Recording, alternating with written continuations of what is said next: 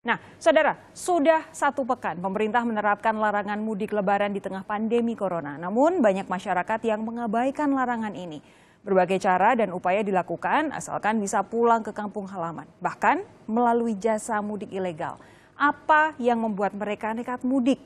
Kita akan membahasnya dengan sosiolog Universitas 11 Maret Surakarta Derajat Trikartono melalui sambungan Skype. Selamat malam Pak Derajat. Malam Mbak Sofi. Kabar baik ya, sehat ya? Alhamdulillah, tetap semangat. Tetap semangat Pak Derajat.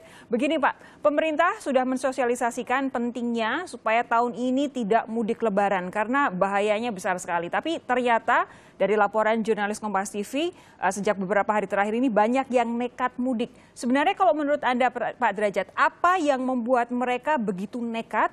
Karena sebenarnya saya paham, saya yakin sekali bahwa orang-orang ini sebenarnya tahu ada risiko ketika mereka mudik dari daerah merah Jakarta menuju ke berbagai wilayah di Pulau Jawa. Apa yang membuat mereka nekat, Pak Derajat?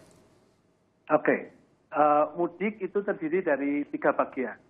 Bagian yang pertama adalah niat pemudik dari Jakarta atau sana. Kedua adalah fasilitas transportasi, kendaraan dan jalan. Yang ketiga adalah tujuan. Nah, dari 3 itu, sepanjang masih terhubung, maka mudik masih dilakukan. Kenapa? Karena virus corona itu bentuknya ada 2. Yang satu bentuknya memang penyakit. Resikonya adalah kalau kena penyakit itu, dia akan di rumah sakit dan mati. Tapi yang kedua adalah corona ini sebagai pengetahuan. Nah, sebagai pengetahuan, dia terhubung dengan budaya dan kekuasaan.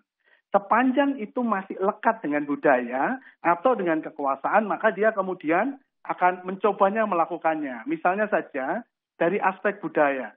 Kalau dari segi pemerintah melarang, yaitu dengan penyegatan-penyegatan, nanti kalau ketangkep dia akan dikarantina 14 hari, itu bisa dia anggap biasa dibandingkan dengan hukuman-hukuman budaya.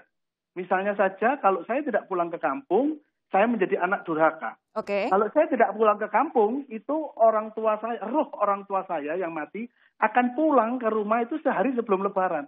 Kalau saya tidak pulang, tidak mendoakan, maka orang tua saya sengsara. Nah, ini adalah tekanan budaya yang harus saya hadapi sama beratnya dengan tekanan kalau saya ditangkap pemerintah tadi. Di samping itu didukung oleh di dalam proses transportasinya ada ekonomi pasar, ada ekonomi moral. Ekonomi pasar itu ya sepanjang ada demand, pasti supply disediakan. Orang pasti tetap akan keluarlah dengan segala macam cara untuk mengantar orang mudik itu karena ada permintaan itu.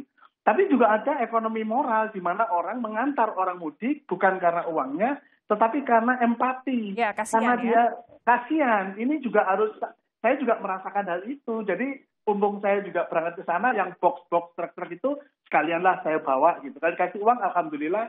Nggak dikasih, ya sudah gitu. Jadi di situ ada kompleksitas masalah untuk memaksa orang tepat mudik. Gitu. Pak Derajat, menarik bahwa Anda tadi menyebutkan salah satunya adalah tekanan budaya karena mudik ini begitu membudaya di masyarakat Indonesia. Tapi apakah kemudian bobotnya sama atau lebih besar dibandingkan dengan tekanan ekonomi? Dijawab nanti Pak Derajat, kita harus jeda sejenak. Tetap bersama kami di Sapa Indonesia Malam.